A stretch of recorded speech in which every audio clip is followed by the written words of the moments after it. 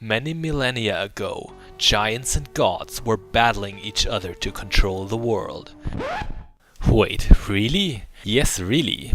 Hallo miteinander, I'm Gesh86 and this is the Let's Play Summer Blockbuster. We are once again playing Undeadline. If you remember, this was the game that I was assigned for in the Fall Funtacular Week 8, where everybody got a different, unusual game. And the reason why we're playing this game again is because Week 5 is actually our wildcard week this time. We are allowed to choose our own game, with the sole objective to impress our hosts, Freezing Inferno and Heavy Metal Mage. Of course, it would be really silly for me to just play the game from the start again, so we're going to warp right back to the Ruins boss, where we stopped last time. Okay, this upcoming boss has kicked my butt pretty hard in the last recording of this. What you basically have to do is lure him to the sides or the corners so that you have a lot of space to evade his sickles. They're pretty big and also indestructible, so dealing with him is not easy. I was very lucky to make it without getting hit, but I did. For the rest of the run, I'm going to put most of my skill points into dexterity, because I like my boomerangs. The rock level is not the hardest stage, but also pretty difficult, because you've got a constant swarm of enemies coming towards you pretty much at any point in the level. Most of the time it's these dragonflies, but they're not the worst thing about this. Still, constantly being under attack makes it very hard to collect weapons or items in this level, so you better keep onto your weapons. Very dangerous are also these fire imps that pop up. They're one of those enemies in Undeadline that will just spawn somewhere, sometimes even right in your face, and they will give you a hug of death. That's one of the things that is very frustrating about this game. Getting hit just very suddenly without being able to avoid it can be very frustrating. But once again, these fire imps are not the worst thing about the level. The worst thing are these green snakes that we're dealing with now. Even with our boomerangs, they're not easy to take out because they move quick and usually come from behind you. It's very hard to evade them without getting hit by other things. Now, about Undeadline in general, what possessed me to play this game again for this contest, you know, Wildcard Week, Impress Our Hosts, made me feel a little bit uneasy at first, because I play a lot of games and I consider myself to be a quick learner, but there are very few games where I'm really good at, where I could really pull something interesting off. But then I remembered, Undeadline is a game where very few people are good at, because very few people even want to be good at, but I kind of consider myself good at it, so it was a logical choice actually. Okay, the rock level is almost over. Now it was a very stressful level with snakes, fire imps, and just overall cheapness, but the boss is a complete contrast to that. It is pretty much the most pitiful boss in the game. All you've got to do is stand below one hand. If you have either the boomerangs or the knife weapon, you can pretty much hit the boss without getting into danger. All you've got to watch out for are these fire waves coming from the right, but they're really so predictable, so it's just not a big problem to evade them. So the fire demon is defeated, and we have only one more of the selectable levels to go. But we're also in a very bad condition. Remember, in Undeadline, you always must start a new level with the life that you finished one, so no healing in between. That can be a problem. Oh, and you see we're having to deal with a sewer level now. Now, sewer levels are always great, aren't they? Just so much fun in video games. Everyone loves them. In fact, I love them so much that I'm going to kill myself. Yes. That death was actually on purpose. You might not believe me at first, but let me tell you, one of the biggest tricks in Undeadline is killing yourself under control, because the difficulty in Undeadline is not that you have few lives.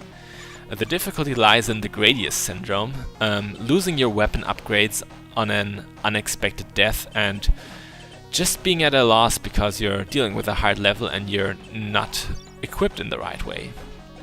So once we pick up the boomerangs again, we're gonna have them at the maximum level again, because we died with a different weapon. And that makes me really happy. Now, back about sewer levels. This sewer level is actually not a very difficult sewer level in my opinion. There are sewer levels in video games that terrify me. Especially in that one game. I can't even talk about it, it's so bad. So instead I'm going to do a musical number of it. Back when we had 64 bits. In a galaxy far away. Dash Randar, a smuggler supreme. But level 8 was such a hole, full of filth and sludge. But even worse were the Dianoga. Couldn't see the terror that lurked below. What the predators have always been my bane. And in the final chamber, one as big as a house, had to fetch a friend not to go insane. And that is scarier than Silent Hill. Dead Space and Fatal Frame, or Amnesia. Haha. You may be thinking, what the heck was that about? I think I just got the secret achievement for this week, but I might also be wrong. Maybe I just made a fool out of myself. No matter. And yes, I still do believe that Star Wars Shadows of the Empire is a scary game. Cut me some slack, I was 12 back then. This boss is much less scary than anything in that game. His sludge whip is very predictable and easy to evade. What's more dangerous are these little blobs that it spawns. You should stay away from it, or at least on top of the blob, so that you're not hit by those. A lot of the time this boss goes below the waves where it's invincible, and it's pretty much just wasting your time because it's not really doing anything productive down there. But sooner or later it will materialize again and you will be able to wail on it. In my case, with my beloved boomerangs. Leon is really deadly with those things. It's like he's Australian. Maybe he is. No matter, we have beaten the last of the selectable stages in this game. So what will happen next? Well, first of all, we're going to hear the amazing intro music again. It's going to be our stage theme for the final stage, and that stage is one heck of a stage. What I think happened, I like to theorize a bit about the story progression in Undeadline, the little there is. I think what happened is that while we were away, Count Brazen took over our castle, so we have to liberate it, and therefore against our will, we have to bring the spirit pieces here. Where else would we take them? I might also be wrong and it's just that we're attacking Count Brazen head on, but that would be really silly because why would we bring the spirit pieces to him? That's just completely absurd. But then again, Leon is an anime character and a barbarian on top of that. Not the brightest one. I bet he's like, "Grrr, Leon smash!" more than a clever strategist. But this stage, you have to get through it with as little damage as possible because you're gonna need all the health you can get for the boss. It's very unforgiving in that matter, and these annoying wizards spawning on top of you are not helping. It's once again one of those incredibly cheap enemies. There are so many things wrong with Undeadline. It's crazy. You've got these unfair enemies, you've got big hitbox, Gradius syndrome, and what likes to happen is that you pick up weapons that you don't even want to pick up. Like it just happened here. I got reduced to the flame weapon on the basic level, so it's pretty much here where I decide, let's just die and try this again.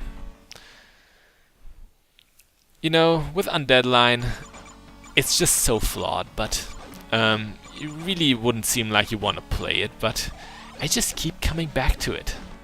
It's like an abusive relationship, you know.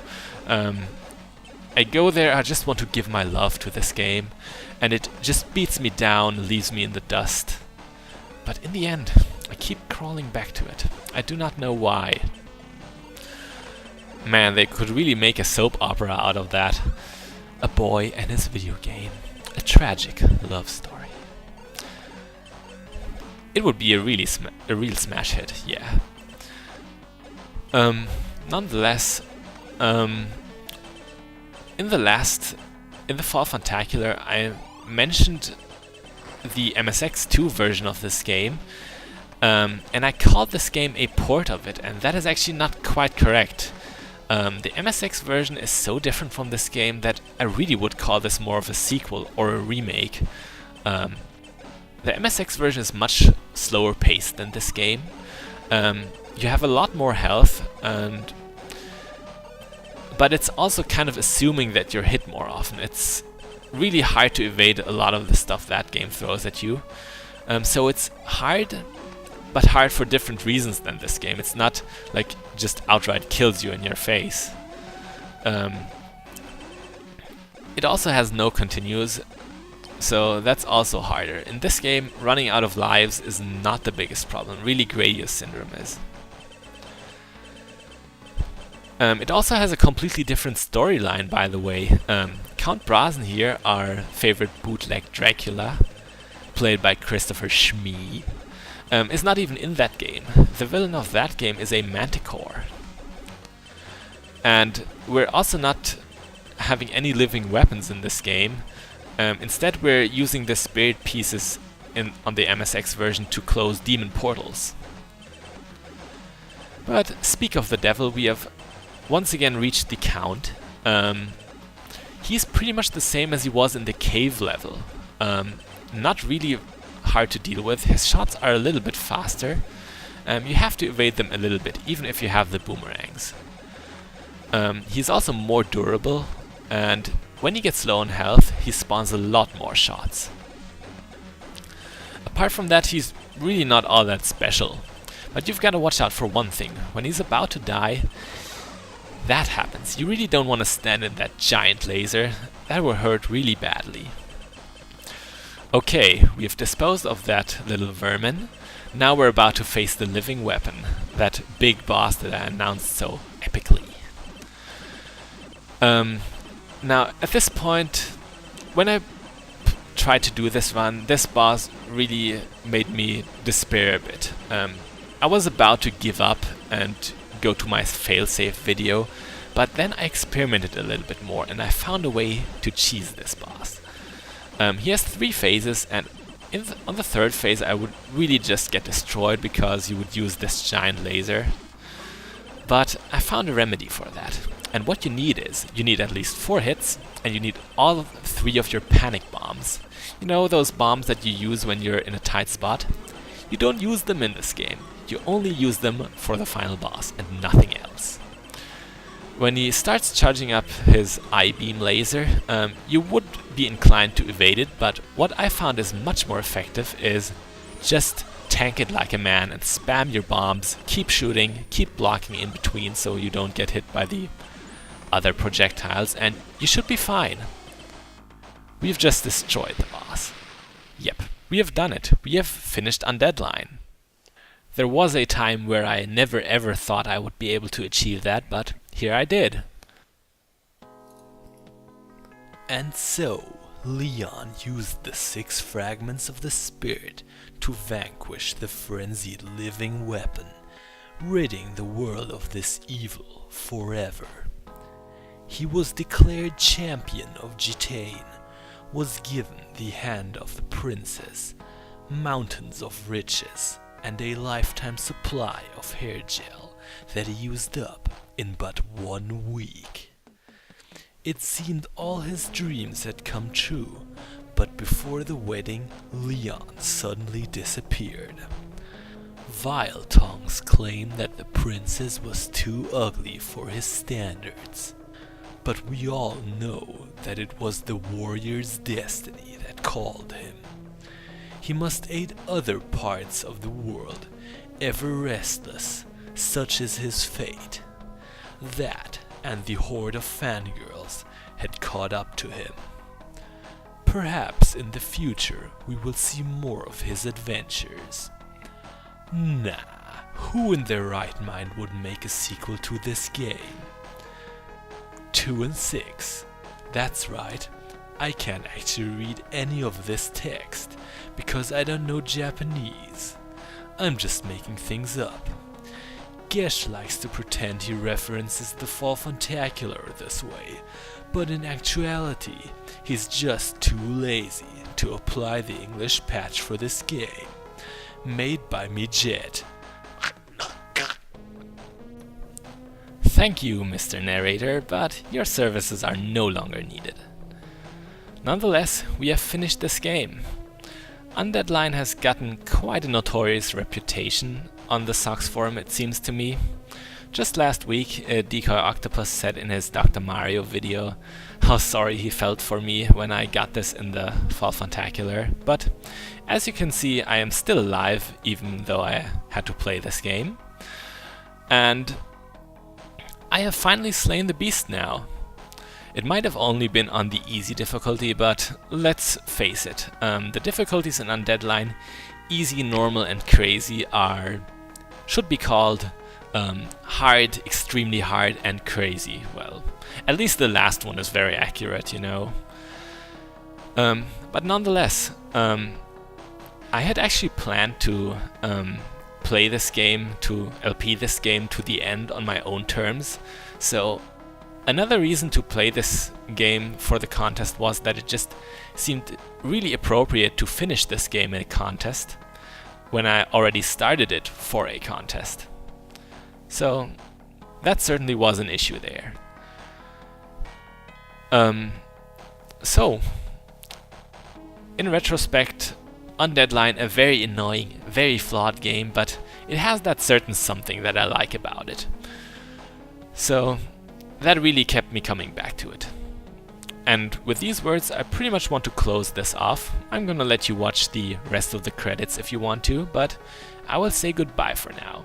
I'm Gish86, this was the Let's Play Summer Blockbuster with Week 5, Undeadline. Bis bald!